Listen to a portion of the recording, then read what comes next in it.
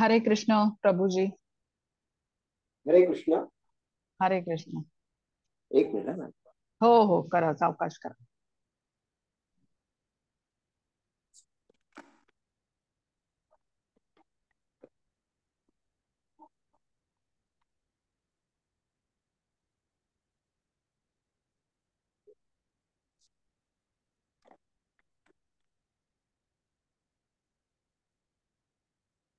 सुरू करू का माताजी? हो हो, करा करा प्रभु जी. ओम श्री परमात्मने नमः. श्रीमद्भगवद्गीता अथ चतुर्दशोऽध्यायः. श्रीभगवानुवाच. परं गुह्यः प्रवक्ष्यामि ज्ञानानां ज्ञानं तमं यज्ञात्वा मुनयः सर्वे परां सिद्धिमितो गताः. इदैज्ञानमुपाश्रित्य मम साधर्म्यमागताः सर्गेऽपि नोपजायन्ते प्रलये न व्यथन्ति च. मम योनिर्महद् ब्रह्म तस्मिन् गर्भं ददाम्यहं. सम्भवः सर्वभूतानां ततो भवति भारत. सर्वयोनिषु कौन्तेय मूर्तयः सम्भवन्ति याः तासां ब्रह्म महद्धोनि अहं बीजप्रदपिता. तत्त्वं रजस्तम् इति गुणा प्रकृतिसम्भवाः निबधन्ति महाबाहु देहे देहि नमव्ययम्. तत्र सत्त्वनिर्मलत्वात् प्रकाशकमनामयम् सुखसङ्गेन बद्धान्ति ज्ञानसङ्गेन चानघ. रजोरागात्मकं विद्धि तृष्णासङ्गं समुद्भवम्. तन्नि तन्निबध्नान्ति कौन्तेय कर्मसङ्गेन देहिनम्. तमस्तज्ञानजं विद्धि मामोहनं सर्वदेहिनां. प्रमादा प्रमादालस्य निद्राभिस्तन्निबध्नान्ति भारत. सत्त्वं सुखे संजयति रजः कर्मणि भारत. ज्ञानमावृत्य तु तमः प्रमादे संजयत्युत. रजस्तमश्चाभिभूय सत्त्वं भवति भारत. रजःसत्त्वं तमश्चैव तमः सत्त्वं रजस्तथा. सर्वद्वारेषु देहेऽस्मिन् प्रकाश उपजायते. ज्ञानं यदा तदा विद्यात् विवृद्धं सत्त्वमित्युत. लोभप्रवृत्तिरारम्भः कर्मणामशमस्पृहा. रजस् रजस्येतानि जायन्ते विवृद्धे भरतर्षभ. अप्रकाशो प्रवृत्तिश्च प्रमादो मोह एव च. तमस्येतानि जायन्ते विवृद्धे कुरु नन्दन. यदा सत्त्वे प्रवृद्धे प्रवृद्धे तु प्रलयं याति देयभृत्. तदोतमविदाल्लोकान् अमलान् प्रतिपद्यते. रजसि प्रलयं गत्वा कर्मसङ्गेषु जायते. तथा प्रविनस्तमसि मूढयोनिषु जायते. कर्मणः सुकृतस्याहुः सात्विकं फलम्. रजसस्तु फलं दुःखम् अज्ञानं तमसः फलम्. सत्त्वात् संजायते ज्ञानं रजसो लोभ एव च. प्रमादमोहौ तमसो भवतो ज्ञानमेव च. ऊर्ध्वं गच्छन्ति सत्त्वस्था मध्ये तिष्ठन्ति राजसाः जघन्यगुणवृत्तिस्था अधो गच्छन्ति तामसाः नान्यं गुणेभ्यः कर्तारै यदा द्रष्टानुपश्यति गुणेभ्यश्च परं वेति मद्भावं मद्भावं सोऽधिगच्छति गुणानेतानतित्वेन देहि देयसमुद्भवान् जन्म मृत्युजरा दुःखैर्विमुक्तो मृतमुश्नुते। अर्जुन उवाच कैरस्लिङ्गैस्त्रीणगुणानेतान् अतीतो भवति प्रभो किमाचार कथञ्चैतास् त्रीन् गुणानतिवर्तते। श्रीभगवानुवाच प्रकाशञ्च प्रवृत्तिञ्च मोहमेव च पाण्डव न द्वेष्टि समप्रवृत्तानि न निवृत्तानि काङ्क्षति उदासीनवदासीनो गुणैर्यो न विचालयति गुणा वर्तन्त इत्येव योऽवतिष्ठति नेङ्गते समदुःखसुखस्वस्थ समलोष्टाश्मकाञ्चन तुल्यप्रिया प्रियो धीरस्तुल्यनिन्दात्मसंस्तुति मानापमानयोस्तुल्यस्तुल्यो मित्रारिपक्षयोः सर्वारम्भपरित्यागी गुणातीतः स उच्यते मां च यो व्यभिचारेण भक्तियोगेन सेवति स गुणान् सम्मतितैतान्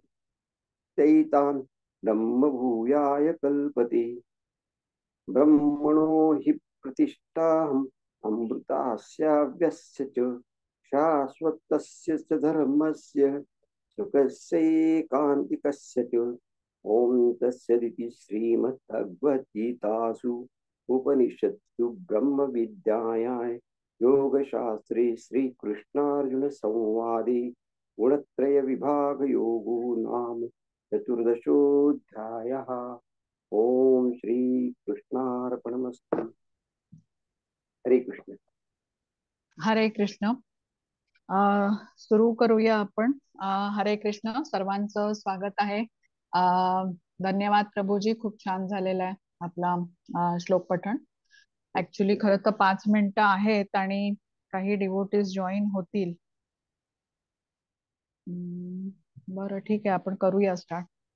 तर हरे कृष्ण. सर्वांचं स्वागत आहे. श्री श्री राधा गोविंद इस्कॉन मंगळुरू तर्फे चालवला जाणारा 18 दिवसात भगवद्गीता समजून घ्या या उपक्रमाचा आज आपला 14वा दिवस आहे आणि आपण गुणत्रय विभाग योग किंवा त्रिगुणमय माया असं या आजच्या अध्यायाचं नाव आहे.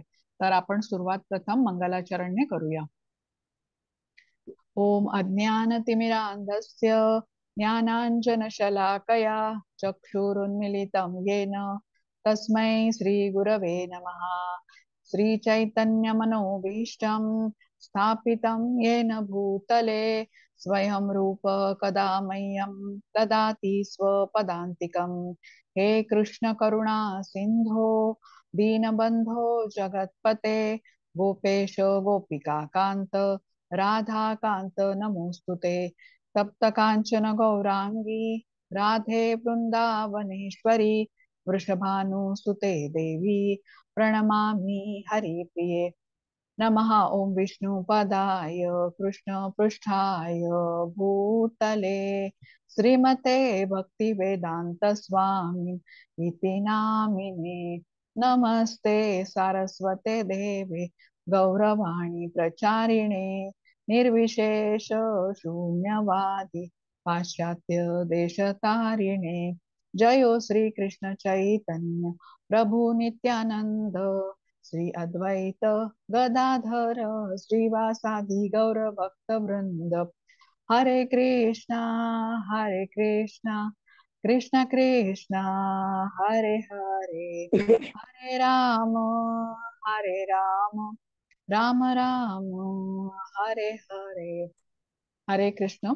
सर्वात प्रथम आपण श्रीला अरे प्रभुपाद यांना साष्टांग प्रणाम करूया, ज्यांनी आपल्यासाठी भगवद्गीता एवढ्या साध्या आणि सोप्या शब्दात आपल्याला समजावून सांगितली. आज आपण भगवद्गीतेचं अध्ययन करू शकतो हे श्रीला प्रभुपादांनी आपल्याला एवढ्या सोप्या शब्दात समजून सांगितली आहे भगवद्गीता, त्यामुळेच करू शकतोय. श्री श्री राधा गोविंद इस्कॉन मंगळुरूचे अध्यक्ष नामानिष्ठदास प्रभूजी यांना सादर प्रणाम, ज्यांच्या प्रयत्नामुळे हा उपक्रम शक्य झाला. त्यांनी स्लाइड्स बनवल्या आणि आपल्याला ही संधी दिली भगवद्गीता शिकण्याची. त्यांनाही प्रणाम. अन्वया माताजींना प्रणाम करते, ज्यांनी मला भगवद्गीता शिकवली. आमच्या सर्वांच्या प्रेरणा आणि मार्गदर्शक पूजा माताजींना प्रणाम करते.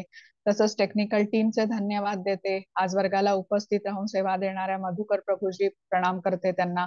सायली माताजींना प्रणाम करते. तुम्हा सर्व भक्तगणांना प्रणाम करते. परत एकदा स्वागत करते आणि आजच्या अध्यायाकडे वळते. तर आज गुणत्रय विभाग योग आपण आता शेवटचा विभाग बघतो आहे, ज्ञानयोग, आणि त्याच्यामधला हा दुसरा अध्याय आहे गुणत्रय विभाग योग.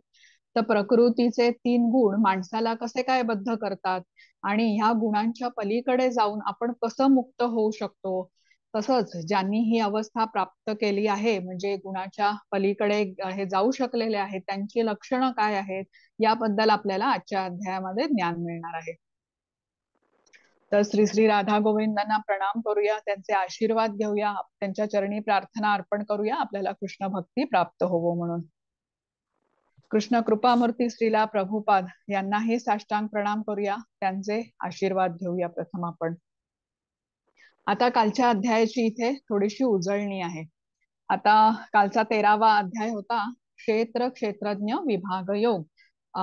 पहिल्यांदाच अर्जुनाचे 6 प्रश्न होते. आठवतायत का कोणाला प्रश्न काय होते अर्जुनाचे?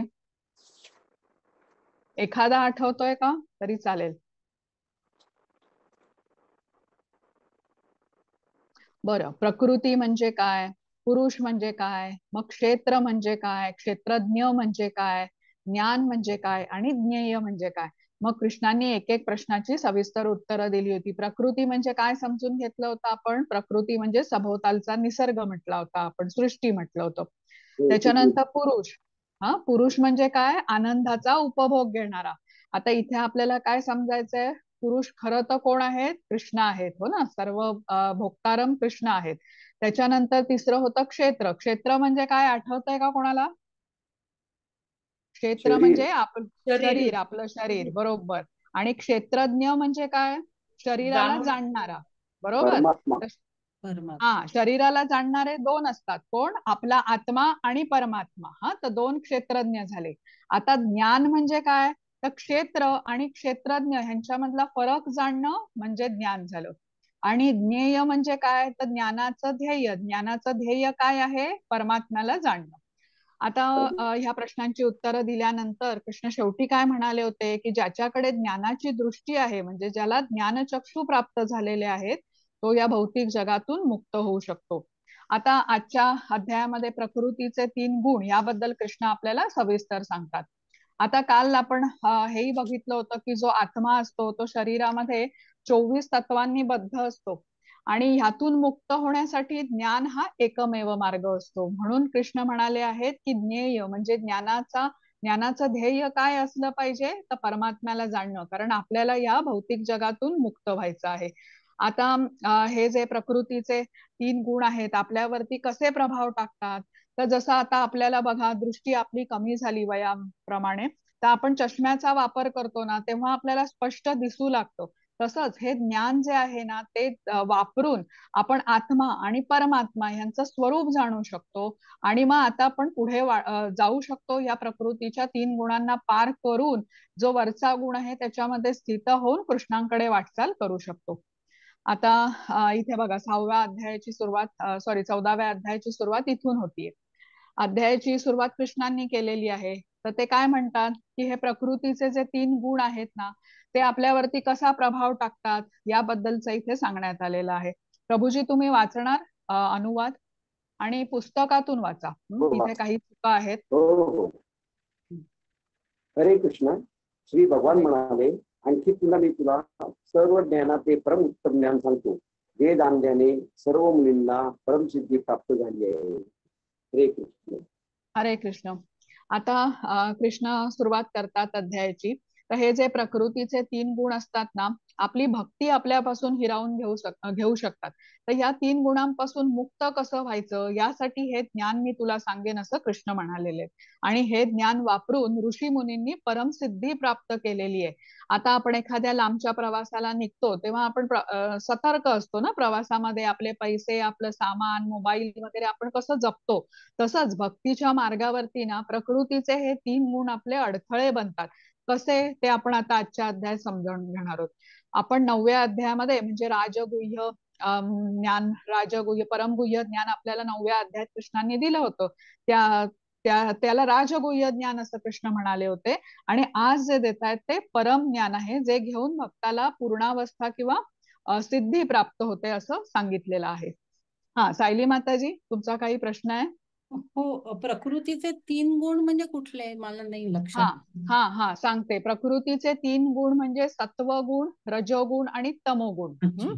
हा, आज आपण पूर्ण शिकणार आहोत, या गुणांबद्दलच शिकणार आहोत. प्रकृती आपल्याला कसा प्रभाव टाकते या 3 गुणांच्या द्वारे, हे आपल्याला आज समजून घेतोय. हो. तर हा ठीक आहे. आता या स्लाइड मध्ये ना एक गोष्ट आहे, ह्याच्यामध्ये ना 9 ऋषी दाखवलेले आहेत. ते ना ऋषभदेवांचे पुत्र आहेत. आता भागवतमच्या 11व्या स्कंदामध्ये आलेली ही गोष्ट आहे आणि ह्यांना परमसिद्धी प्राप्त झालेली असते. हे ब्रह्मांडामध्ये कुठेही जाऊ शकत असतात आणि त्यांना नवयोगेंद्र असंच म्हणतात आणि ते एकत्रच असतात नेहमी. तर जिथे कृष्णांच्यासाठी यज्ञ केला जातो, कृष्णांची स्तुती केली जाते, तिथे हे नेहमी जात असत. ते एकदा असा निमी राजा होते, त्यांच्याकडे हा यज्ञ चालू होता आणि तिथे हे नवयोगेंद्र पोचले. आता निमी राजानी त्यांचं स्वागत केलं, त्यांना बसायला आसन दिलं, त्यांची चरण सेवा केली आणि त्यांना प्रश्न विचारला की मी भागवत धर्माचं पालन कसं करू. निमी राजा हे चांगले भक्त होते आणि त्यांना परमसिद्धी प्राप्त करून घेण्यासाठी, पूर्णावस्था प्राप्त करून घेण्यासाठी त्यांना ज्ञान हवं होतं. तर त्यांनी योग्य प्रश्न विचारला आणि ह्या नवयोगेंद्रांनी प्रत्येकाने त्यांना चांगलं मार्गदर्शन केलं, अशी ही गोष्ट आहे. आता आध्यात्मिक मार्गावरती परमस्थिती किंवा पूर्णावस्था म्हणजे काय, तर कृष्णांच्या धामाची प्राप्ती. यासाठी आपल्याला काय गरजेचं आहे, तर भौतिक जगातून अलिप्त व्हायला पाहिजे, इंद्रियांचं संयमन आपल्याला केलं पाहिजे. म्हणजे इंद्रियांची ओढ त्यांच्या विषयांकडे राहत नाही.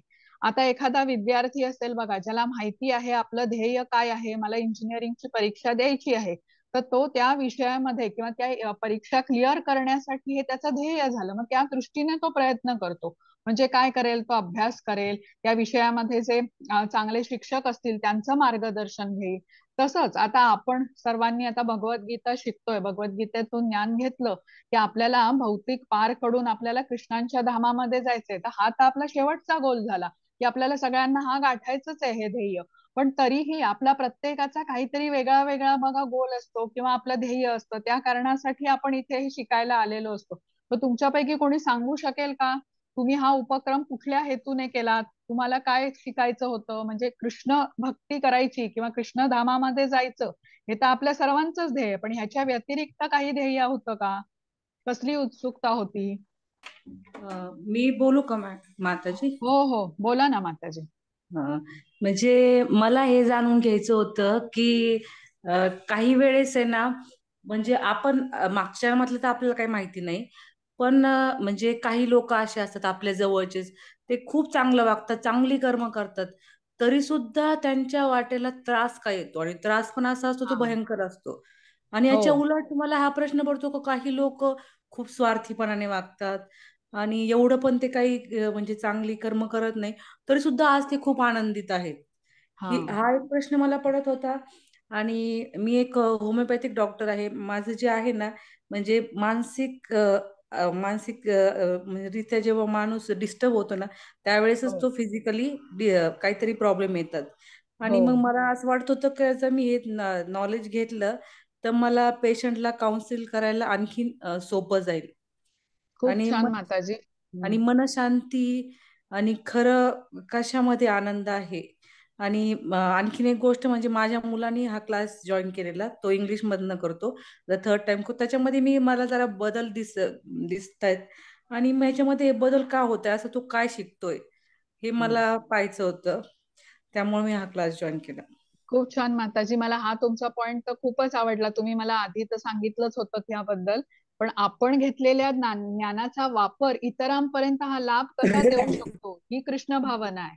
हा म्हणजे आपण जसं शिकून घेतलं ना की अन्नमय कोशावरती जेव्हा एखादं लक्षण दिसतं त्याचं नक्की मूळ कुठे असतं, प्राणमय कोशावर किंवा मनोमय कोशामधून ते कारण उत्पन्न झालेलं असतं. तर खूप छान माताजी. अजून कोणाला काही सांगायचंय? मला वाटतं का इथून पुढे मला पेशंटला काउन्सिलिंग करायला हो आणखीन सोपं जाईल, आणखीन म्हणजे सोप्या रीते मला सांगता येईल. हो, खूप छान माताजी. हरी बोल. हो, हरे कृष्ण माता. हरे कृष्ण. वर्षा माताजी, हा, तुम्हाला काही सांगायचं आहे? तुमचा काय उद्देश होता हा कोर्स आपला अभ्यासक्रम जॉईन करण्याआधी? गीता समजून घेण्याचं होतं. गीता समजून घ्यायची होती. बरं, तुम्ही आधी माहिती होती का, तुम्हाला गीतेबद्दल काही ऐकलं होतं का?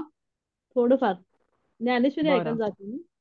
अच्छा, ज्ञानेश्वरीचं हे होतं. बरं बरं, हा, ठीक आहे. हा. अजून कोणाला? कांता माताजी, निर्मला माताजी.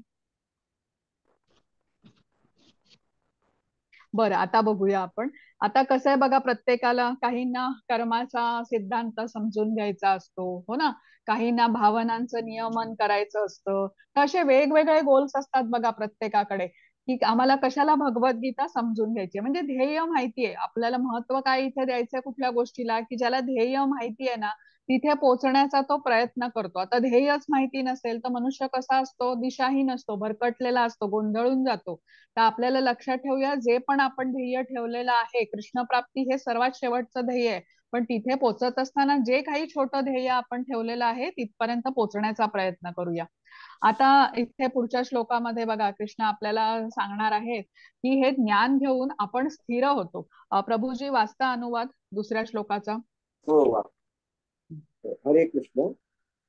या ज्ञानामध्ये स्थिर होऊन मनुष्य माझ्या स्वतःसारख्या दिव्य स्वभावाची प्राप्ती करू शकतो. याप्रमाणे स्थिर झाल्यावर मनुष्य सृष्टीच्या वेळी जन्म घेत नाही किंवा प्रलयाच्या वेळी व्यथित होत नाही. हरे कृष्ण. हरे कृष्ण. आता या श्लोकामध्ये कृष्ण म्हणतात की मनुष्य हे ज्ञान घेऊन स्थिर होतो, तो या मार्गातून हटत नाही आणि त्याचा मार्गक्रमण चालू ठेवतो. आता जन्म मृत्यूच्या चक्रातून त्याची सुटका पण होते. आता वैकुंठ लोकामधलं हे चित्र दाखवलेलं आहे. वैकुंठ म्हणजे काय, तर जिथे कुठलीही कुंठा नाही किंवा चिंता नाही, कृष्णांचं धाम आहे. हे त्यांच्यासारखंच आहे. कृष्ण कसं आहेत, सच्चित आनंद आहेत, म्हणजे कसं त्यांचं धाम आहे त्यांच्यासारखं सुखमय आहे, शाश्वत आहे, चिरंतन आहे आणि आनंदमय आहे. आपल्या भौतिक जगाच्या अगदी विरुद्ध असं आहे. आणि ह्या लोकांमध्ये कसे इतर सर्व कसे असतात, हे भगवंतांशी एकरूप झालेले असतात, भगवंतांच्या सेवेमध्ये लीन असतात. आपण चित्रामध्ये बघू शकतो, सर्वच लोक तिथली सौंदर्यवान असतात, सुडौल शरीराची असतात, प्रेममयी दिव्य असं त्यांचं शरीर असतं आणि परिपूर्ण अवस्थेत तेही असतात आणि कृष्णांच्या भक्तीमध्ये असतात. आता आपलं कसं आहे, आपण पूर्णावस्थेत नाही आहोत, हो ना, त्यामुळे आपल्याला वैकुंठाबद्दल गोलोकाबद्दल आकर्षण राहत नाही, आपल्या मनामध्ये आकर्षण नसतं. आपलं आकर्षण अधिक कुठे आहे, भौतिकाकडे आहे. त्यामुळे आपल्याला एखादं निसर्गरम्य ठिकाणाचं चित्र दाखवलं, युरोप मधलं कुठलं तरी सुंदर ठिकाण दाखवलं, तर आपल्याला लगेच तिथे जास्त आकर्षण होतं. आपण तिथे जाण्याचा प्लॅन बनवतो, अगदी माहिती काढतो, पैसे वाचवतो आणि जाण्याचं तारीख पण निश्चित करतो, इतकं आपलं त्याच्याकडे भौतिकाकडे आकर्षण असतं. आता हे जेव्हा ज्ञान आपण घेतो की नाही कृष्णांच्याकडून, तर त्यावेळेला हे ज्ञान घेतल्यानंतर आपलं एक ध्येय बनतं बघा, आणि त्या ध्येयाकडे आपण वाटचाल सुरू ठेवतो. तर आपल्याला लक्षात ठेवूया, जेव्हा आपण असं ध्येय बनवतो आध्यात्मिक, कृष्ण आपल्याला हे ज्ञान मिळाल्यानंतर जेव्हा ध्येय बनवतो, तेव्हा कृष्ण आपल्याला मदत करतात. गुरु, साधू आणि शास्त्र याद्वारे आपल्याला हे ज्ञान मिळण्याचा मार्ग प्रशस्त बनण्याचा संधी आपल्या समोर नेहमी कृष्ण प्रस्तुत करतात. आता चौथा श्लोक आणि त्याचा अनुवाद प्रभूजी. हरे कृष्ण. सर्वयोनिषु कौन्तेय मूर्तयः सम्भवन्ति याः तासां ब्रह्महं महद्योनिः अहं बीजप्रदपिता. हे कौंतेय, भौतिक प्रकृतीमध्ये जन्म घेऊन सर्व योनी प्रकट होत असतात आणि मी बीज प्रदान करणारा पिता आहे. हरे कृष्ण. हरे कृष्ण. आता इथे कृष्ण स्पष्टपणे सांगतात की ते सर्व जीवांचे मूळ पिता आहेत. सर्व प्राणी मात्र हे परा आणि अपरा शक्तीच्या संयोगाने तयार झालेत. आणि जीव याच ग्रहलोकात नाही तर उच्च ग्रहलोकात पण आहेत. म्हणजे भूमी, पाणी आणि अग्नी या सर्व ठिकाणी जीव सापडतात. आता या भौतिक प्रकृतीमध्ये जन्म घेतल्याने आपल्याला भौतिकाचं आकर्षण, भौतिक जगाचं आकर्षण असतं, कारण आपल्याला ज्ञान नाहीये. आता श्रीला प्रभुपाद इथे ना या श्लोकाच्या तात्पर्यामध्ये एका मादी विंचूचं उदाहरण देतात. ही मादी विंचू काय करते, तांदळाच्या ढिगामध्ये अंडी घालते आणि निघून जाते. पुढे काही काळांतराने विंचू या ढिगामध्ये जन्माला येतं आणि त्याला वाटतं मी इथून तयार झालो म्हणजे हीच माझी आई. तर हे झालं अज्ञान. तसंच आता आपलं आहे. आता आपण भगवद्गीतेचं जेव्हा अध्ययन करतो ना तेव्हा आपल्याला समजतं की हे भौतिकाचं आकर्षण आपल्याला अज्ञानामुळे आहे. मूळ माता पिता आपले कोण आहेत, भगवंत आहेत. म्हणजे 9व्या अध्यायामध्ये पण 17वा श्लोक आहे बघा, पितामहस्य जगतो माता धाता पितामह. आपण हे लक्षात घेऊया, कृष्ण आपल्या सर्व जीवांचे मूळ पिता, सर्व प्राणी मात्रांचे माता पिता आहेत. आता हा 5वा श्लोक प्रभूजी. श्लोक वाचायचा आहे का? हो, श्लोक आणि अनुवाद. सत्वरजस्तम इति गुणा प्रकृति संभवाः निबद्धान्ति महाबाहो देहे देहि नमव्ययम्. भौतिक प्रकृती सत्व, रज आणि तम या 3 गुणांनी बनलेली आहे. ते महाभाऊ अर्जुन, जेव्हा जीव प्रकृतीच्या संपर्कात येतो तेव्हा या गुणांमुळे तो बद्ध होतो. हरे कृष्ण. हरे कृष्ण. आता इथे म्हटलंय जीव जेव्हा प्रकृतीच्या संपर्कात येतो तेव्हा तो त्रिगुणांनी बद्ध होतो. आता आपला जो आत्मा आहे हा कृष्णांपासून आलेला आहे हे आपल्याला माहितीये. तर कृष्णांपासून आलेला असल्यामुळे तोही कसा आहे, सच्चित आनंद आहे. पण प्रकृतीच्या संपर्कात येऊन तो अशुद्ध होतो. जसं आता पावसाळ्यामध्ये एका डोंगरावरून जे पाणी वाहत येतं ते कसं असतं, गढूळ असतं, त्याच्यामध्ये माती, दगड इत्यादी समावेश असतो त्याचा.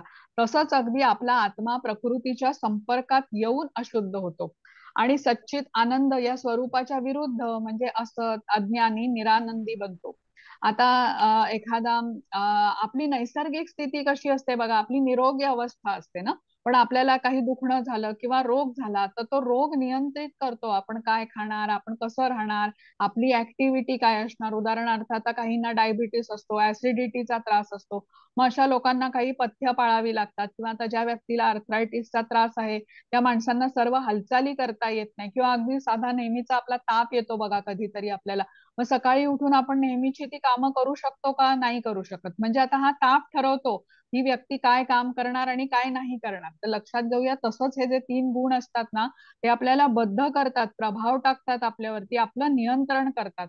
ते गुण ठरवतात आपली ऍक्टिव्हिटी काय असणार, कसं वागणार हा व्यक्ती, तो काय करणार. तर हे प्रकृतीचे 3 गुण म्हणजे कुठले आहे, सत्वगुण, रजोगुण आणि तमगुण. याबद्दल आपण अधिक जाणून घेऊया. चित्रामध्ये बघा कठपुतळी दाखवलेली आहे. कठपुतळी कशी नियंत्रण करते ना, म्हणजे तो कोणीतरी वरती त्याचं नियंत्रण करत असतो त्या कठपुतळींचं. तसंच आहे हे 3 गुण जे असतात ते आपल्याला नियंत्रित करत असतात. पण या 3 गुणांच्या वरती कृष्ण आहेत.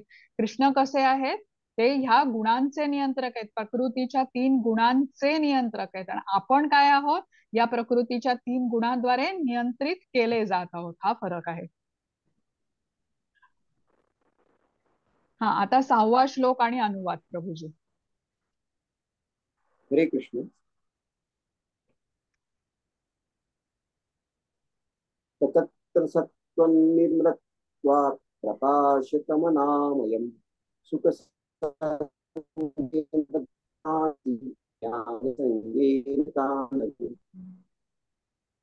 हे अनंत अर्जुना, प्रकाशमय आहे आणि हे सत्व गुणामध्ये स्थित आहे. ते सुख आणि ज्ञानाच्या भावनेने बद्ध होतात. हरे कृष्ण. हरे कृष्ण. सत्वगुण हा पहिला म्हटला जातो. चांगुलपणाचा हा गुण आहे. आता या गुणामधला माणूस कसा असतो, स्वतःचा विकास करू शकतो, तो शास्त्रांचं अध्ययन करतो, तो नीती मूल्य जाणतो. यामुळे तो कसा म्हटला गेलाय, तो सुज्ञ असतो, बुद्धिमान असतो आणि चुकीची कर्म न केल्याने त्याचं आयुष्य पण फार सुखाचं असतं. त्याला योग्य अयोग्याची जाण असते, तो पापकर्म करत नाही आणि त्यामुळे तो सुखी असतो. आता हा जो सत्वगुण म्हटला ना त्याची लक्षणं काय, अधिक ज्ञान आणि अधिक सुख. पण हेच ज्ञान आणि सुख यामध्येच तो अडकून राहतो. आता या गुणांमुळे वारंवार तसं शरीर धारण करतो आणि अधिक ज्ञान आणि अधिक सुख मिळत राहतं, पण तो कृष्णांच्या प्राप्तीकडे मात्र जाण्याकडे प्रगती करत नाही. आता बहुतेक हे जे वैज्ञानिक असतात, संशोधक असतात, डॉक्टर असतात, हे ह्या प्रकारात असतात बघा. ते बुद्धिमान असतात, भौतिक सुखात असतात, आनंदी असतात, पण ते कृष्णांकडे आकर्षिले जात नाहीत. हा झाला सत्वगुण, चांगुलपणाचा गुण. आता आपण रजोगुण बघूया. 7वा श्लोक प्रभूजी आणि त्याचा अनुवाद. हरे कृष्ण. रजोरागात्मकं विद्धि कृष्णासङ्गसंभवम् तन्निबध्नाति कौन्तेय कर्मसंगेन देहिनम्. हे कोणत्या असंख्य वासना आणि महत्वाकांक्षामुळे रजोगुण उत्पन्न होतो आणि यामुळे देहधारी जीव सकाम कर्माशी बांधला जातो. हरे कृष्ण. हरे कृष्ण. असंख्य वासना, महत्वाकांक्षा ही रजोगुणाची प्रमुख लक्षणं म्हटली जातात. महत्वाकांक्षा गाठण्यासाठी हा व्यक्ती कसा असतो, महत् प्रयास करत असतो, कठीण परिश्रम करत असतो आणि कर्मफळावर अत्याधिक आसक्त असतो तो. आता परिश्रम करून मनाजोगं फळ मिळालं तर तो आनंदी, आणि नाही मिळालं फळ तर तो क्रोधित होतो, दुःखी होतो. स्त्री पुरुष यांच्या आकर्षणामधला जो गुण आहे ना, कारण आहे, हे ते रजोगुण आहे. तसंच रजोगुणाची जेव्हा वाढ होते ना, तेव्हा मनुष्याचा कल कुठे असतो, भौतिक गोष्टींचा उपभोग घेण्याची त्याला खूप इच्छा असते, इंद्रिय उपभोग घेण्याची त्याला खूप इच्छा असते. मान, प्रतिष्ठा, पत्नी, घर अशी ह्याला खूप अशी म्हणजे लालसाच असते त्याला. आधुनिक जगामध्ये आपल्याला ना रजोगुणाचं प्राबल्य सापडतं. आता आपण सत्वगुणी म्हटला, कसा होता तो, बुद्धिमान होता, सुखामध्ये होता, ज्ञानामध्ये होता, पण त्यालाही कृष्णांच्या प्रती आकर्षण नव्हतं. तर रजोगुणाबद्दल तर बोलायलाच नको. रजोगुणी व्यक्ती कसा सकाम कर्मामध्ये बद्ध झालेला असतो आणि त्याचं मन पण स्थिर नसतं. सुख, दुःख, मान, प्रतिष्ठा, हे हवं ते हवं अशामध्येच ते अशांत आणि अस्थिर मन असतं त्याचं. तर आता आपण तमोगुणाबद्दल जाणून घेऊया. आता 8वा श्लोक आणि त्याचा अनुवाद प्रभूजी. हरे कृष्ण. तमस्त्वं ज्ञानदं विद्धि मोहनं सर्वदेहिनां प्रमादालस्य निद्राभिस्तन्निबध्नाति भारत. हे भारता, अज्ञानापासून उत्पन्न झालेला तमोगुण हा सर्व देहधारी जीवांचा मोह असल्याचे जाण. प्रमाद, आळस आणि निद्रा हे तमोगुणाचे परिणाम आहेत व ते बद्ध जीवाला बंधनकारक ठरतात. हरे कृष्ण. हरे कृष्ण. आता तमोगुण म्हणजे काय, तर अज्ञान. अज्ञानात असल्यामुळे हा माणूस कसा, आळस, निद्रा, व्यसनाधीनता ही मुख्य लक्षणं त्याच्यामध्ये सापडतात. आजकालच्या तुम्ही जगामध्ये बघितलं तर एंटरटेनमेंटचे ऍडिक्शन असतं ना, तासन तास टीव्ही, तासन तास सोशल मीडिया, सारखं सारखं व्हॉट्सअप बघणं, फेसबुक बघणं, असं काही ना काहीतरी ह्या लोकांना लागतं. आता तमोगुणात ही व्यक्ती प्रगती करू शकत नाही, अधोगतीच्या दिशेनेच तो जातो, दुःखी असतो, मादक पदार्थांच्या आहारी गेलेला असतो. आता हे जे 3 गुण आहेत की नाही, हे आपल्याला कसे बद्ध करतात हे बघूया. 3 गुणांची आपण लक्षणं बघितली त्या माणसांची, आता ते कसे बद्ध करतात हे आपल्याला कळेल. आता 9वा श्लोक आणि त्याचा अनुवाद प्रभूजी. हरे कृष्ण. सत्वं सुखे संजयति रजः कर्मणि भारत ज्ञानमावृत्ति तु तमः प्रमादे संजयति.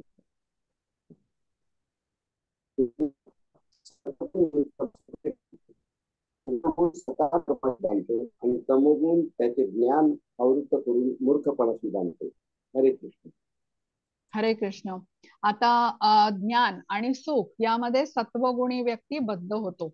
रजोगुणी व्यक्ती सकाम कर्मामध्ये बद्ध होतो. त्याच्या असंख्य इच्छा असतात, मला हे पाहिजे, मी ते मिळवीन, मोठं घर बांधेन, इथे जाईन, ते करेन, अशा असंख्य इच्छामुळे तो बांधलेला असतो. आणि तमोगुणी व्यक्ती आपण कसं म्हटलं, अज्ञान, निद्रा, आळस आणि व्यसनाधीनता. आता जे पृथ्वीच्या वरचे ग्रह आहेत ना, म्हणजे उच्च लोक ज्याला म्हटलं जातं, स्वर्गलोक, महरलोक, जनलोक, इथे सत्वगुणाचं प्राबल्य असतं. आपण ऐकतो ना, स्वर्गामध्ये सर्वत्र सुख असतं म्हणून, शांती असते, सर्वजण ज्ञानात असतात. पण पृथ्वीवरती रजोगुण जास्त आढळतो. म्हणजे खूप महत्वाकांक्षा, स्त्री पुरुष यांच्यामधलं आकर्षण, सत्ता आणि त्याच्या संबंधीचे वाद, इंद्रिय तृप्ती, हे सर्व जे काही अनर्थ पृथ्वीवरती आहेत ना, त्याचं कारण जे आहे ना, ते सर्व रजोगुण आहे. काम, क्रोध, लोभ, मत्सर हे जे पृथ्वीवर आहेत त्याचं सर्व कारण जे आहे ना, ते रजोगुण आहे. आता तमोगुण म्हणजे आपण अज्ञान समजलंय. तिथे पशु योनीमध्ये कसे लोक वागतील, म्हणजे कृष्णांच्या पूर्ण विस्मरणातच असतात. त्यांचं आयुष्य एका प्राण्यापेक्षा वेगळं नसतं. आहार, निद्रा, भय, मैथून असंच त्यांच्या जीवनाचं स्वरूप असतं. आता पुढच्या ह्याच्यामध्ये आपण बघूया इथे की 3 गुण आपल्या बरोबर नेहमी असतात. म्हणजे कुठल्या ना कुठल्या तरी एका गुणामध्ये आपण नेहमी असतो. आता 10व्याचा अनुवाद प्रभूजी. हरे कृष्ण. हे भारता, कधी कधी रजोगुण व तमोगुण यांचा पाडाव करून सत्वगुण प्रमुख होतो. कधी कधी रजोगुण सत्व आणि तम यांचा पाडाव करतो आणि इतर वेळी तमोगुण सत्व आणि रज यांचा पाडाव करतो. याप्रमाणे वर्चस्वासाठी निरंतर स्पर्धा सुरू असते. हरे कृष्ण. हरे कृष्ण. आता हे 3 गुण ना आपल्याला कधी सोडत नाही. आपण कुठल्या तरी एका गुणामध्ये राहत नाही. म्हणजे कधी ना कधी कधी आपल्यामध्ये म्हणजे सत्वगुण असतो, कधी तमोगुण असतो, कधी रजोगुण असतो. आता हे नेहमी आपल्या बरोबर राहतात असं म्हणूया आपण. आता कृष्ण इथे काय सांगतायत की हे जे 3 गुण वर्चस्वामध्ये त्यांच्यासाठी स्पर्धा सुरू असते त्यांची आपापसामध्ये या गुणांमध्ये. म्हणजे केव्हा सत्वगुण आपल्यावरती प्रबळ असतो, तर पहाटेची वेळ आहे किंवा सकाळची वेळ आहे, त्यावेळेला सत्वगुण प्रबळ असतो, त्यावेळी रजोगुण आणि तमोगुणावर त्याने मात केलेली असते. आपण म्हणतो ना, मुलांना सांगतो की आज सकाळी उठून अभ्यास कर, चांगलं लक्ष लागेल. किंवा आपणही भक्त जे असतात बघा, सकाळी लवकर उठून मंगल आरती जप वगैरे करतो, कारण ही वेळ उत्तम मानली जाते. जसा जसा सूर्योदय होतो, दिवस सुरू होतो, त्यावेळेला रजोगुणाचा प्राबल्य हळूहळू वाढू लागतं. सगळ्यांची कामाला जायची गडबड सुरू होते, पैसे कमवण्याची धडपड सुरू होते. त्यावेळी रजोगुणाने सत्वगुण आणि तमोगुणावरती मात केलेली असते. आता रात्री तमोगुण म्हणजे अंधार, सूर्यास्ताच्या नंतर जेव्हा रात्र होऊ लागते तसा तमोगुणाचं प्राबल्य होतं. तमोगुणाचं प्राबल्य झालं म्हणजे सत्वगुण आणि रजोगुण कमी झाला, त्याच्यावरती मात केली त्यांनी. आणि तमोगुण म्हणजे अज्ञान, म्हणजे मग त्यावेळेला तशीच कामं केली जातात जी चुकीची असतात सगळी, उदाहरणार्थ चोरी करणे इत्यादी. तर या सर्व गुणांचा प्रभाव जो असतो की नाही, सत्वगुण, रजोगुण, तमोगुण, ह्यांचा फक्त माणसावर नाही तर पशु पक्ष्यांवरही सापडतो. त्याच्यानंतर समाजावरती, देशाच्या व्यवहारांवरती हे 3 गुण प्रभाव टाकतात. आता जेवढा प्रगत देश तेवढा त्याच्यावरती रजोगुणाचा प्रभाव असतो असं म्हणूया आपण.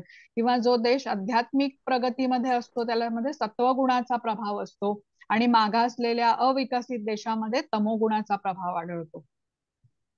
आता इथे बघा चित्रामध्ये दाखवलंय की हे 3 गुण सतत आपल्या मनाला खेचत असतात, जणू ह्यांच्यामध्ये चढाओढ सुरू असते. पण मनुष्याची इच्छा असेल ना, तर मनुष्य रजोगुणावरती आणि तमोगुणाचा पाडाव करून आपण सत्वगुणामध्ये स्थित होऊ शकतो. आता सत्वगुणाच्या पलीकडेही आपण जाऊ शकतो, त्या गुणाला शुद्ध सत्वगुण असं म्हटलेलं आहे. या 3 गुणांच्या वरचा गुण आहे ज्या स्थितीमध्ये मनुष्य भगवंतांच्या विषयी ज्ञान जाणून घेऊ शकतो. म्हणजे प्रथम तमोगुण आहे, तो सगळ्यात खाली आहे, त्याच्यानंतर रजोगुण आहे. ह्या दोघांना क्रॉस करून सत्वगुणामध्ये गेलं पाहिजे. आणि सत्वगुणाच्याही वरचा कुठला आहे, शुद्ध सत्वगुण म्हटलेला आहे. तिथे आपण कृष्णांचं ज्ञान घ्यायला तयार होऊ शकतो. हा, आता 11व्याचा अनुवाद प्रभूजी. हरे कृष्ण. जेव्हा देहाची सर्व द्वारे ज्ञानाने प्रकाशित होतात तेव्हा सत्वगुणाच्या प्रकटीकरणाचा अनुभव येऊ शकतो. हरे कृष्ण. हरे कृष्ण. आता रजोगुण आणि तमोगुण म्हणजे व्यक्ती कसा असतो, दुःखी असतो. पण सत्वगुणात तो थोडासा आनंद प्राप्त करतो, खरा आनंद प्राप्त नाही करत, पण रजोगुणी आणि तमोगुणी व्यक्तीपेक्षा तो निश्चित सुखी असतो. आता इथे कृष्ण काय सांगतात आपल्याला की ज्याच्या देहाची 9 द्वारे प्रकाशित आहेत ज्ञानाने, त्याच्यामध्ये सत्वगुणाची वाढ होते. आता कुठली द्वारे 9 म्हटलेलं आहे, तर 2 डोळे, 2 कान, 2 नाकपुड्या, एक तोंड, जननेंद्रिय आणि गुदा. आता प्रत्येक द्वार ज्या वेळेला ज्ञानाने प्रकाशित होते, म्हणजे सत्वगुणाचं त्याच्यामध्ये लक्षण आहे आणि सत्वगुणाची वाढ झाली असं म्हणूया. तर या स्थितीमध्ये मनुष्य कसा असतो, तो योग्य पद्धतीने सर्व पाहू शकतो, यथार्थ रीतीने समजू शकतो, संयमित आयुष्य जगतो, शरीराने पवित्र असतो, मनाने पवित्र असतो. आणि सत्वगुणी व्यक्तीची जशी स्थिती आहे ना, ती म्हटलेली आहे इथे. आता 9 द्वारे प्रकाशित झाली आहेत म्हणजे त्याला ज्ञानप्राप्ती झाली आहे असं समजूया. त्यामुळे सत्वगुणी व्यक्ती कसा विचारपूर्वक निर्णय घेतो, त्याला क्लॅरिटी असते, योग्य अयोग्य समजण्याची त्याला जाण असते आणि त्याप्रमाणे तो वागतो. चुकीच्या गोष्टी करत नाही, पापकर्म करत नाही आणि त्या कारण त्याची 9 द्वारे आता प्रकाशित झालेली आहेत, इंद्रिय संयमित आहेत आणि तो सुखाने शांतीने जगत असतो. आता 12वा अनुवाद प्रभूजी. हरे कृष्ण. हे भरतर्षभ, जेव्हा रजोगुणामध्ये वृद्धी होते तेव्हा अत्यधिक आसक्ती, सकाम कर्म, महत् प्रयास, अनियंत्रित इच्छा आणि लालसा इत्यादी लक्षणे उत्पन्न होतात. हरे कृष्ण. हरे कृष्ण. आपण म्हटलं ना, आधुनिक जगामध्ये रजोगुण खूप प्रबळ आहे सर्वत्र. माझं घर, माझा पैसा, माझं कुटुंब, माझी गाडी, माझी पत्नी, माझी मुलं, माझं माझं माझं, हा जो आहे ना, हा रजोगुण आहे. धृतराष्ट्र बघा, आता त्याला आपल्या पुत्रांची किती आसक्ती होती. महत् प्रयास, लालसा, अनियंत्रित इच्छा, हे सर्व रजोगुणाची मुख्य लक्षण आहेत. आता इथे एक आपण गोष्ट समजून घेऊया की एकदा ना देवतांची सभा सुरू होती आणि देवतांचे गुरु म्हणजे कोण, बृहस्पती, त्यांनी या सभेमध्ये प्रवेश केला. सर्व आदराने उठून उभे राहिले, बृहस्पतींना त्यांनी प्रणाम केला. पण इंद्राने काय केलं, विचार केला की मी रोजच, बृहस्पती तर रोजच येतात आणि मी रोज त्यांना प्रणाम करतो, आज मी नाही केला तर काय होणार, अशा विचाराने इंद्राने उठून प्रणाम केला नाही. तर बृहस्पतींना ते बरोबर वाटलं नाही. बृहस्पतींनी इंद्राला शाप दिला. आता या बृहस्पतींच्या शापामुळे इंद्राला डुकराचं शरीर मिळालं. आता ते डुक्कर बनून इंद्र जगू लागला, त्याचा मोठा परिवार पण होता, पत्नी मुलं असा. आता ब्रह्मदेव एक दिवस भेटायला गेले इंद्राला आणि ते बघून त्यांना अतिशय दया आली, ज्या प्रकारे इंद्र आपल्या परिवाराबरोबर राहत होता. त्यांनी इंद्राला आठवण करून दिली, काय करतोयस तू, तू स्वर्गाचा राजा आहेस, इथे मलमूत्र खातोयस, चल बाहेर पड इथून. पण इंद्र म्हणाला नाही, आता तो डुकराच्या शरीरात होता, त्याला तिथेच आनंद होता. तो म्हणाला, मी आणि माझा परिवार इथे अतिशय आनंदित आहोत, आम्ही मजेत आहोत, खूप इथे खायला आहे, सगळा आनंदी आनंद आहे. आता ब्रह्मदेवाला काहीतरी करणं भाग होतं. रजोगुणात आहे ना आता हा इंद्र, तर त्यांनी काय केलं, रजोगुण म्हणजे माझं माझं असतं बघा सगळं, तर त्यांनी त्याचा परिवार नष्ट केला प्रथम. आता परिवार नष्ट झाल्यामुळे इंद्राला आता दुःख झालं आणि इंद्र म्हणाला मलाही जगायचं नाही. मग त्यावेळेला त्यांना परत घेऊन गेला. आता ब्रह्मदेव त्याला घेऊन जातात इंद्राला. त्यावेळेला त्याला समस्त स्वर्ग लोकामध्ये पोचल्यावरती की मी तर स्वर्गाचा राजा होतो, पण मी काय करत होतो. तसंच आता हे आपलं बघा, आध्यात्मिक अस्तित्व जे आपलं आहे ना, तो आपण पूर्ण विसरून गेलेलो आहे. आपण कृष्णांचा अंश आहे याचा आपल्याला पूर्ण विस्मरण आहे. आपण काय झालेलं आहे, या भौतिक जगामध्ये एवढे आसक्त झालेलो आहोत की धन, संपत्ती, सत्ता, स्त्री अशी चित्रामध्ये दाखवलेल्या अनेक गोष्टींकडे आसक्त झालेलो आहे. अगदी पुढच्या क्षणी आपला मृत्यू असेल, पण आपण या गोष्टींचा संग्रह करण्यात, इंद्रिय उपभोग करण्यामध्ये स्वतःला व्यस्त केलेलं असतं. तर लक्षात घेऊया, खूप महत्वाचं आहे. आता रजोगुण कसा बघा, एखाद्या रस्त्यावरती धान्याचं पोतं ठेवलेलं असेल तर चिमणी किंवा काय अशा एक एक दाणा घेऊन जातात. मनुष्य काय करेल, सगळं पोतच घेऊन जाईल, घरी नेऊन ठेवेल, त्याला गरज नसली तरी तो सगळं घेऊन जाईल ते पोतं, अगदी धान्याला कीड लागली तरी चालेल, पण आपल्या ताब्यात ठेवण्याची त्याची वृत्ती असते. हा रजोगुण झाला. आता अशी व्यक्ती जो अनियंत्रित इच्छा आहे ते वारंवार पृथ्वीवरती जन्म घेतात, कारण तो इच्छा आपली पूर्ण करू शकतो. त्याद्वारे जन्म घेतो, महत् प्रयास करतो, त्याचं फळ उपभोगतो, नाही मिळालं तर दुःखी होतो, परत याच चक्रामध्ये अडकून फिरत राहतो. आता इथे 13वा श्लोक प्रभूजी, अनुवाद त्याचा. हरे कृष्ण. अनुवाद वाचू. हे हो, अनुवाद गुरुनंदन, 13. हे गुरुनंदन, जेव्हा तमोगुणामध्ये वृत्ती होते तेव्हा अंधकार, निष्क्रियता, मूर्खपणा आणि मोह हे प्रकट होतात. हरे कृष्ण. हरे कृष्ण. आता तमोगुणी व्यक्ती एक ह्या चित्रामध्ये दाखवलेला आहे. ड्रग ऍडिक्ट आहे तो, कुठल्याही नियमांचं पालन करत नाहीत. हे जे तमोगुणी असतात ते आपल्या मर्जीने, लहरीने वागतात. त्यांच्यामध्ये क्षमता असते काम करण्याची, पण त्यांना परिश्रम करायचे नसतात. आता हा माणूस कसा आहे, सशक्त आहे, पण त्याला मेहनत करायची नाहीये, नशा करण्यात त्याला तो मग्न आहे. हेच झालं अज्ञान. आणि या अज्ञानाच्या अंधकारामध्ये त्याने केलेली ही सगळी कार्य आहेत. आता श्रीमद भागवतम मध्ये ना अशा लोकांचं वर्णन द्विपाद पशु म्हणजे दोन पायांचे पशु असं केलं जातं. पशुवत जीवन हे जगत असतात. आहार, निद्रा, भय, मैथून हेच त्यांच्या जीवनाचं स्वरूप असतं. कृष्णांच्या पूर्ण विस्मरणात असतात असे लोक. दारू पिण्यात, नशा करण्यात दिवस मागून दिवस घालवत असतात. त्यांना कुठे कसलीही शुद्ध नसते म्हणायला हरकत नाही. आता एखादा दारू पिणारा असेल बघा, तो ठरवतो आजपासून मी दारूचा एक थेंब पिणार नाही, असं मोठा अगदी प्रतिज्ञा केल्यासारखं करतो. दुसऱ्याच दिवशी आपण त्याला बघू तो परत पित असतो. मग आपण त्याला विचारलं, अरे का तू काल तर म्हणाला होता दारू आजपासून तू बंद केली? लगेच सांगतो, मी कुठे म्हटलं मी दारू बंद केली, मी तर पर्टिक्युलर ब्रँडची दारू पिणार नाही असं म्हटलं होतं. असं त्यांचं जीवन असतं. आता आपण थोडक्यात समजून घेऊया की सत्वगुण कसा, रजोगुण कसा आणि तमोगुण कसा. आता जो व्यक्ती सक्रिय आहे पण संतुष्ट आहे तो झाला सत्वगुणी, म्हणजे ऍक्टिव्ह अँड सॅटिस्फाईड. जो सक्रिय आहे पण जो संतुष्ट नाही तो झाला रजोगुणी, म्हणजे ऍक्टिव्ह अँड डिससॅटिस्फाईड. आणि जो सक्रिय पण नाही आणि संतुष्टही नाही म्हणजे इनऍक्टिव्ह आणि डिससॅटिस्फाईड तो झाला तमोगुणी. आता 14व्याचा अनुवाद प्रभूजी. हरे कृष्ण. जेव्हा मनुष्याचा सत्वगुणामध्ये मृत्यू होतो तेव्हा तो महर्षीच्या उच्चतर पवित्र ग्रह लोकांना प्राप्त होतो. हरे कृष्ण. हरे कृष्ण. आतापर्यंत आपल्याला कृष्णांनी ना 3 गुणांबद्दल सांगितलं, त्यांची लक्षणं आपण सांगितली. तर आपल्याला समजलं असेल बघा की आपल्यामध्ये कुठला गुण प्रबळ आहे किंवा जे आपले कुटुंबीय आहेत त्यांच्यामध्ये कुठला गुण आपल्याला प्रबळ दिसतो. आता कृष्ण यापुढे आपल्याला ह्या गुणांमध्ये असलेल्या माणसाचं भविष्य काय आहे, भवितव्य त्याच्याबरोबर काय होणार आहे हे इथे आपल्याला सांगितलंय. सत्व गुणामध्ये मृत्यू आला तर हा व्यक्ती उच्च लोकांमध्ये जातो असं सांगितलेलं आहे. आता इथे एक गोष्ट आहे ती आपण समजून घेऊया. ब्रह्मदेवांचे पुत्र होते दक्ष प्रजापती आणि ब्रह्मदेवांनी त्यांना सांगितल्याप्रमाणे ते गृहस्थाश्रमामध्ये प्रवेश करतात. 10,000 मुलांचे पिता बनतात. आता त्यांना उत्तम शिक्षण संस्कार वगैरे देतात आणि मुलांची जेव्हा गृहस्थाश्रमामध्ये प्रवेश करण्याची वेळ येते तेव्हा दक्ष प्रजापती त्यांना सांगतात की तुम्ही नारद मुनींकडे जाऊन आता आशीर्वाद घ्या. मग सर्व हे त्यांचे पुत्र नारद मुनींकडे जातात. मग नारद मुनी त्यांना समजवतात की जीवनाचं ध्येय काय आहे आणि परमेश्वराची प्राप्तीच जीवनाचं ध्येय आहे असं ज्ञान देतात त्यांना. आणि हेही सांगतात की तुम्ही सर्वजण संन्यास घ्या आणि या मार्गामध्ये तुमची चांगली प्रगती होईल. आता जीवन मृत्यूच्या चक्रातून पण तुम्ही सुटका होईल तुमची. आता नारद मुनींकडून हे असं ज्ञान घेतल्यावरती शुद्ध भक्त आहेत नारद मुनी, त्यांच्या साधू संघाचा त्यांच्या वाणीचा प्रभाव या 10,000 मुलांवरती होतो आणि त्यांना अगदी नारद मुनींचं म्हणणं पटतं.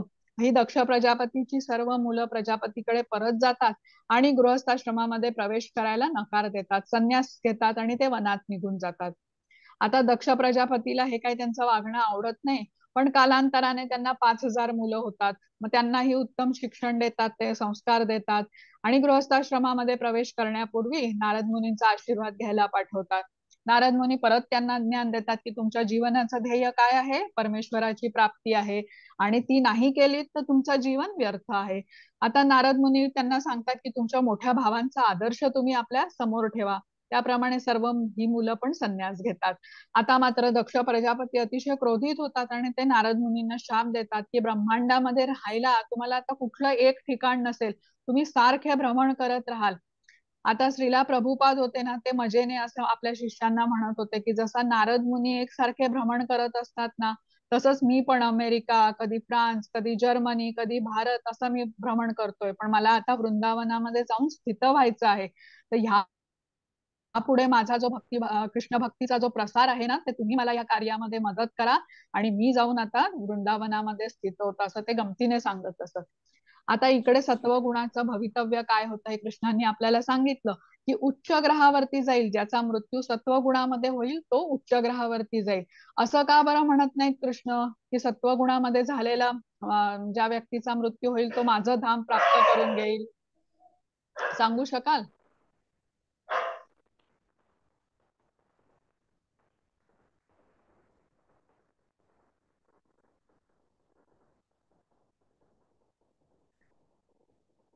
सत्वगुणामध्ये ज्याचा मृत्यू होईल तर तो कृष्णाचं धाम का बरं प्राप्त करून घेणार नाही?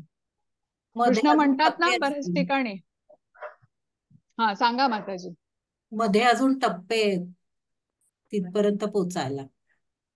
बरं, आता बघा खूप ठिकाणी कृष्ण म्हणतात ना ह्याला माझ्या धामाची प्राप्ती होईल असं खूप श्लोकामध्ये म्हटलंय, पण इथे हो. तसं म्हणत नाही. कृष्ण आधी काय म्हणत होते, प्रकृतीच्या 3 गुणांच्या जो वरती असेल म्हणजे जो शुद्ध सत्व गुणात असेल तो माझी प्राप्ती करू शकेल आणि तो ज्ञान प्राप्त करेल. हा, मला 1च मिनिट द्या हा जरा.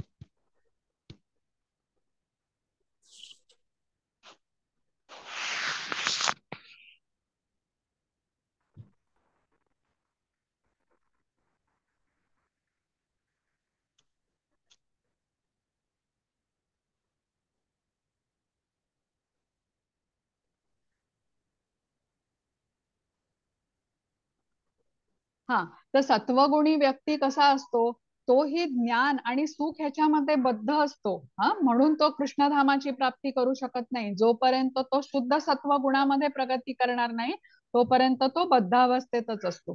हे आपण लक्षात घेऊया. आता 15व्या श्लोकाचा अनुवाद प्रभूजी. हरे एक जेव्हा विचारायचं होतं मनुष्याचा रजो- हा माताजी की सांगा. उच्चतर पवित्र ग्रहलोकात आपण तो प्रवेश करतो असं म्हटलंय. हो म्हणजे परत मनुष्याचा जन्म येतो का, असं हो आहे? हो, हे आता मी पुढच्या ह्याच्यात तुम्हाला समजवते. आहे ते आपल्याला पुढच्या श्लोकात आपण बघू, तेव्हा मी तुम्हाला समजवते माताजी. थँक्यू. हरे कृष्ण. हरे कृष्ण.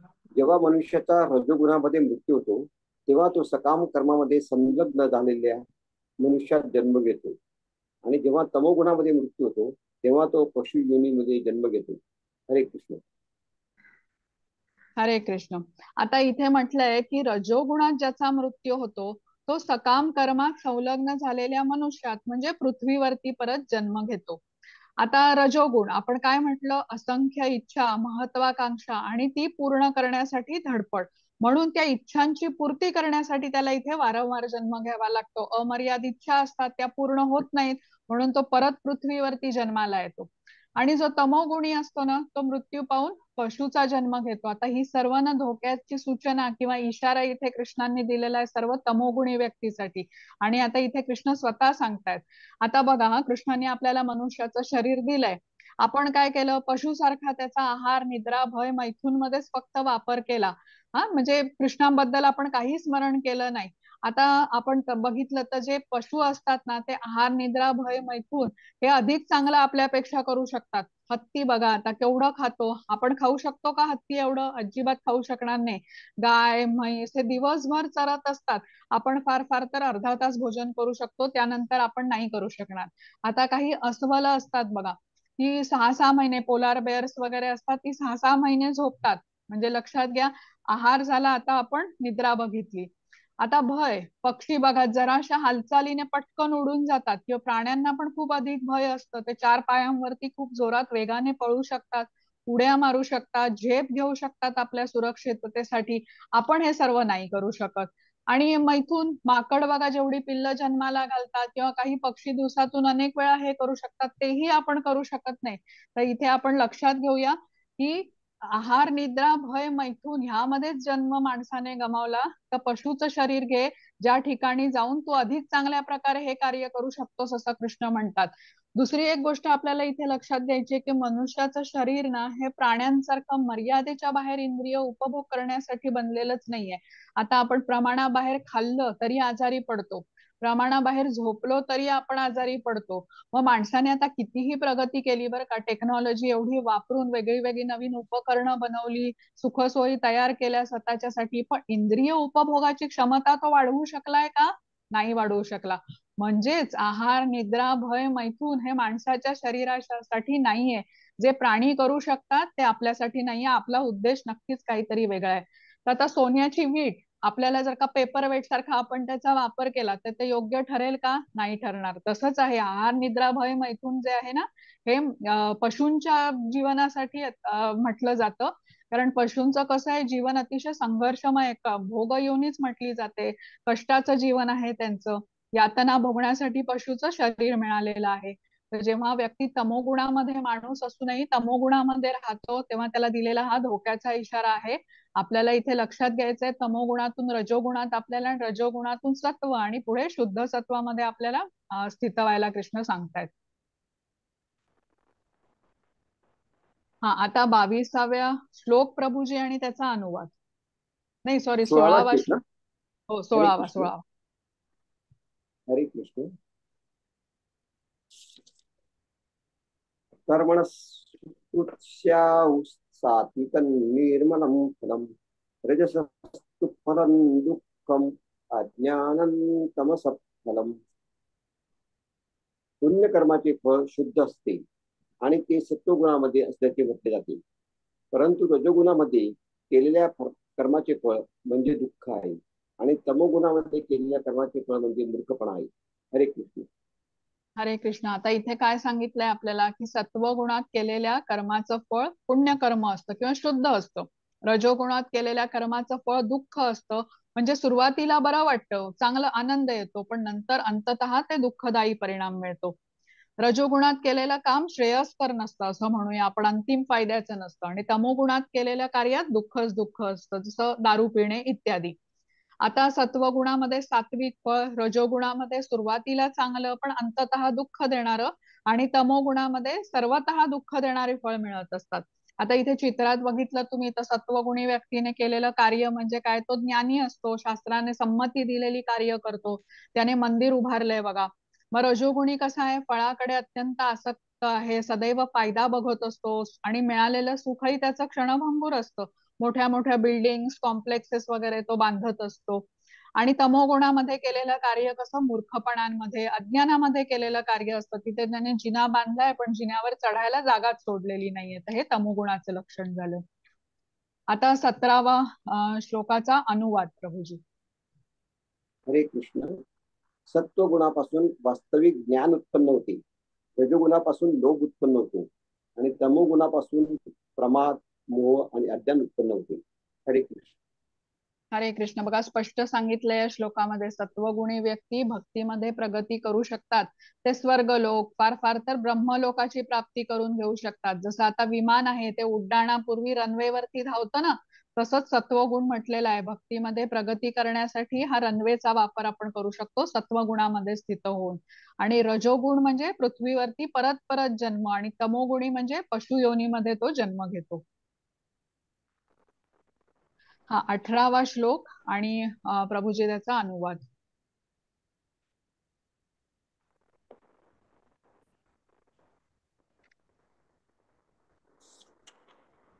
श्लोक 18. ऊर्ध्वं गच्छन्ति सत्त्वस्था मध्ये तिष्ठन्ति राजसाः जगन्मूलवृत्तिस्था अधो गच्छन्ति तामसाः. सत्वगुणी मनुष्य क्रमशः ऊर्ध्व गतीने उच्चतर लोकांमध्ये जातात.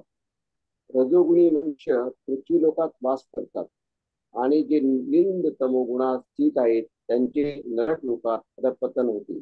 हरे कृष्ण. हरे कृष्ण. आता कृष्णांनी आपल्याला आतापर्यंत ज्ञान दिलंय 3 गुणांबद्दल, हे आपण समजून घेतलं आणि आपल्यामध्ये योग्य तो बदल केला तर आपली प्रगती होईल. कोणाला वाटेल ना की आपल्या पुढला जन्म प्राण्याचा आपल्याला मिळावा, किंवा आपल्याला वारंवार पृथ्वीवरती जन्म घेऊन जन्म मृत्यू जरा व्याधी च्या चक्रामध्ये पडून राहावं. आता इथे म्हटलेलं आहे ना की पुण्यकर्म संपली की स्वर्गातून आपल्याला पृथ्वीमध्ये यावं लागणार, म्हणजे हे चक्र परत सुरू होणार. म्हणजे आपण रजोगुणामध्ये केलेली कर्म त्याचं फळ जरी पुण्यफळ मिळालं तरी आपल्याला फार फार तर स्वर्ग प्राप्ती होऊ शकते. मग हे पुण्य कर्माचं फळ संपलं तर आपल्याला परत पृथ्वीवरती यावं लागणार, म्हणजे पुण्य संपली की आपली तिथून हकालपट्टी होणार. स्वर्गलोक हा कसा आहे, तात्पुरतं स्थान आहे. म्हणजे सत्वगुणातून आपली प्रगती शुद्ध सत्वगुणाकडे झाली तर मात्र आपण कृष्ण भक्ती करू शकतो आणि कृष्णधामामध्ये जाऊ शकतो. तर या 3 गुणांपासून म्हणजे तमोगुण, रजोगुण आणि सत्वगुण यापासून आपल्याला प्रगती करून शुद्ध सत्वगुणामध्ये जायचंय. आता 7व्या अध्यायामध्ये कृष्ण म्हणालेत ना की मया अध्यक्षेण प्रकृती. प्रकृती कशी आहे? कृष्णांच्या अध्यक्षतेखाली ही चालते, पण ही पार करणं ही त्यांना शरणागत गेल्याशिवाय आपल्याला ही शक्य नाहीये. दुस्तर प्रकृती आहे ही, म्हणजे आपल्याला सहजपणे हा भवसागर तरून जाता येत नाही कृष्णांच्या आपल्या स्वबळावर, कृष्णांच्या मदतीशिवाय.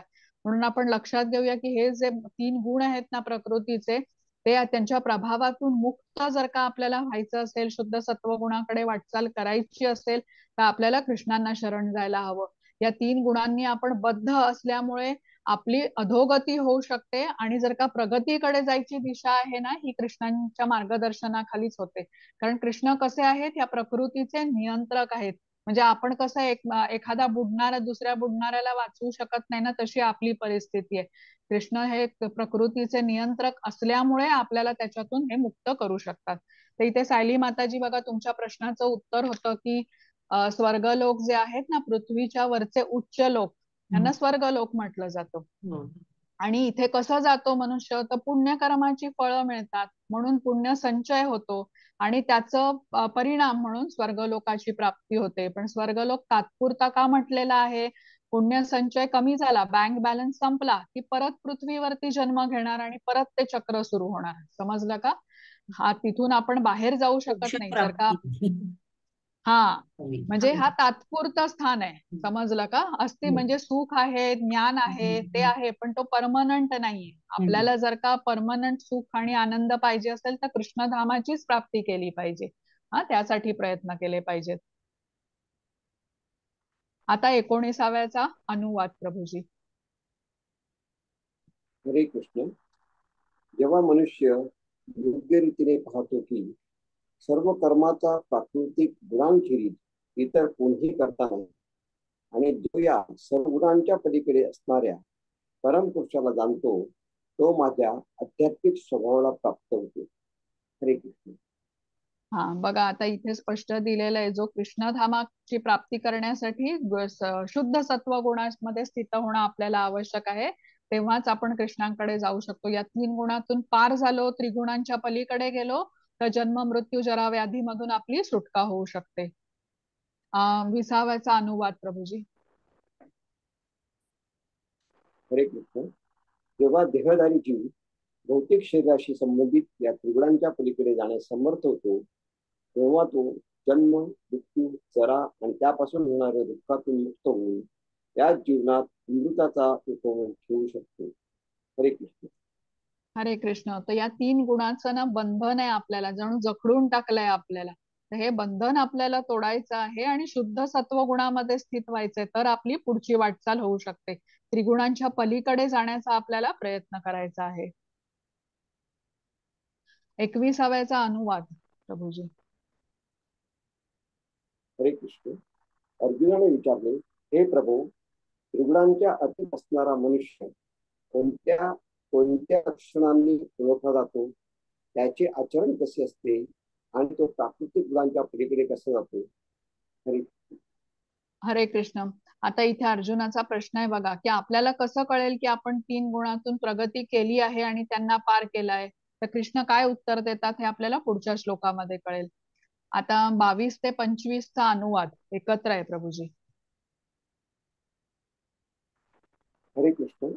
श्री भगवान म्हणाले, हे पांडुपुत्र, जो प्रकाश, आसक्ती आणि मोह यांची उपस्थिती असताना त्यांचा द्वेष करीत नाही, किंवा ते नाहीसे झाले तरी त्यांची आकांक्षा करीत नाही, जो त्रिगुणांच्या प्रभावामध्येही विचलित आणि निश्चल राहतो आणि केवळ त्रिगुणच सक्रिय आहेत ते जाणून उदासीन आणि दिव्य राहतो, जो आत्मस्थित आहे आणि सुख दुःखाला सारखेच मानतो, जो माती, दगड आणि सोन्याकडे समदृष्टीने पाहतो, जो प्रिय आणि अप्रिय यांच्याबद्दल समभाव राखतो, जो धीर आहे आणि स्तुती व निंदा, मान व अपमान याकडे समभावाने पाहतो, जो मित्र आणि शत्रू यांच्याशी वर्तणूक करतो, आणि ज्याने सर्व भौतिक कर्माचा परित्याग केला आहे त्या मनुष्याला गुणातीत म्हटले जाते. हरे कृष्ण. हरे कृष्ण. आता या ह्याच्यामध्ये अर्जुनाच्या प्रश्नाचं कृष्णाने उत्तर दिलंय की जो गुणातीत आहे, 3 गुणाला ज्याने पार केलेला आहे, त्या 3 गुणांच्या प्रभावातून जो मुक्त झालेला आहे त्याची काय लक्षणं आहेत? तर प्रकृतीच्या द्वंद्वातून मुक्त असतो, सुख दुःख मान सन्मान यापासून तो वेगळा असतो, अविचल असतो, माती दगड सोनं ह्या सर्वांना तो समदृष्टीने पाहतो, सर्व काही कृष्णांचंच आहे असं मानतो, स्वामित्वाची भावना त्याच्यामध्ये नसते. जसं आता प्रल्हाद महाराजांचं उदाहरण दिलं जातं बघा, त्यांच्या वडिलांनी अतिशय अत्याचार केले पण ते कसे राहिले? समभावात राहिले. हे आपण समजून घेऊया. आता 26वा श्लोक प्रभूजी आणि त्याचा अनुवाद. हरे कृष्ण. माञ्चयोगविचारेण भक्तियोगेन सेवते सगुणान् समतीत्यैतान् ब्रह्मभूयाय कल्पते. जो मनुष्य सर्व परिस्थितीत एकनिष्ठ होऊन पूर्णतया भक्तीमध्ये संलग्न होतो तो तात्काळ त्रिगुणांच्या पलीकडे जातो आणि ब्रह्मस्तरापर्यंत उन्नत होतो. हरे कृष्ण. हरे कृष्ण. आता त्रिगुणांच्या पलीकडे जाण्याचा मार्ग म्हणजे कृष्ण इथे सांगतात की भक्ती, कृष्ण भावना भावित जीवन जगण्याने हे शक्य आहे. आपल्याला कृष्णांच्या सेवेमध्ये संलग्न राहायला पाहिजे. कृष्णांनी आपल्याला सांगितलं ना 9व्या अध्यायातला 34वा श्लोक, मनमना भव मद्भक्त, खूप महत्वाचा होता. माझे मन आपले मन सदैव माझ्या चिंतनामध्ये युक्त कर, माझा भक्त हो, मला नमस्कार कर, माझे पूजन कर, आणि अशा प्रकारे भक्ती केल्याने तू त्रिगुणांवरती मात करून ब्रह्मस्तरावरती उन्नत होशील. आता ब्रह्मस्तरावरती पोचलं म्हणजे सर्वोच्चामध्ये स्थित जे परमात्मा आहेत ना त्यांना तो व्यक्ती बघू शकतो. मग बाह्य शारीरिक भेद किंवा भिन्नता ही त्याला महत्वाची नसते, तो समदृष्टी तो प्राप्त करतो. जे आपण आधीच्या श्लोकामध्ये लक्षणं बघितली ना ती सगळी त्याच्यामध्ये प्रगट होतात. पण आपल्याला तिथे प्रगती करण्यासाठी मार्ग कुठला आहे? भक्ती हा मार्ग सांगितलेला आहे. आता 27वा श्लोक प्रभूजी आणि अनुवाद त्याचा. हरे कृष्ण. ब्रह्मणो हि प्रतिष्ठाहम् अमृतस्याव्ययस्य च शाश्वतस्य धर्मस्य सुतस्यैकान्तिकस्य च. ओम तत्सदिति श्रीमद्भगवद्गीतासु उपनिषत्सु ब्रह्मविद्यायां योगशास्त्रे श्रीकृष्णार्जुन संवादे गुणत्रय विभाग योगो नाम 14ोऽध्यायः. ओम श्री कृष्णार्पणमस्तु. हरे कृष्ण. अनुवाद. आणि परम सुखाची स्वाभाविक स्थिती असणाऱ्या अमृत अव्यय आणि शाश्वत निर्विशेष ब्रह्मज्योतीचा आधार मी आहे. हरे कृष्ण. हरे कृष्ण. आता इथे काय सांगतात श्लोक, या श्लोकामध्ये कृष्ण की निराकार ब्रह्माचा आधार पण मीच आहे. निराकार ब्रह्म म्हणजे काय? आपण कृष्णांच्या तेजाचा प्रकाश समजलो होतो. आता काहींचं निर्विकारवाद्यांचं निर्विशेषवाद्यांचं काय म्हणणं असतं की कृष्णांचं काही रूप नाहीये, ते निराकार आहेत. तर या श्लोकामध्ये कृष्ण स्पष्टपणे सांगतात की त्यांचं साकार अशा श्याम सुंदर रूपापासूनच ही ब्रह्मज्योती आलेली आहे. ब्रह्मज्योती म्हणजे जो प्रकाश आहे किंवा ह्याचा मागचं जे तेज आहे ब्रह्मज्योतीचं, त्यामागचा आधार हे कृष्ण आहेत. आता इथे आपला अध्याय संपलेला आहे. तर 3 गुण आत्म्याला कसे बद्ध करतात, या गुणांची वैशिष्ट्य कुठली, ह्याच्यावरती कसे परिणाम होतात व्यक्तीवरती, कुठल्या गोष्टी माणूस करतो, आणि ह्या गुणामध्ये मृत्यू आला तर पुढे त्याची काय गती होते, हे सगळं आपण आजच्या अध्यायामध्ये बघितलं. आणि शेवटी पाहिलं की 3 गुणांच्या पलीकडे हे आपण गुणातीत ज्याला म्हटलं जातं ते कसे होऊ शकतो आणि त्याची लक्षणं कुठली. तर इथे आपला आजचा अध्याय संपलाय. आता तुम्हाला काही प्रश्न असतील तर मी घेते. आणि माताजी रेकॉर्डिंग थांबवता.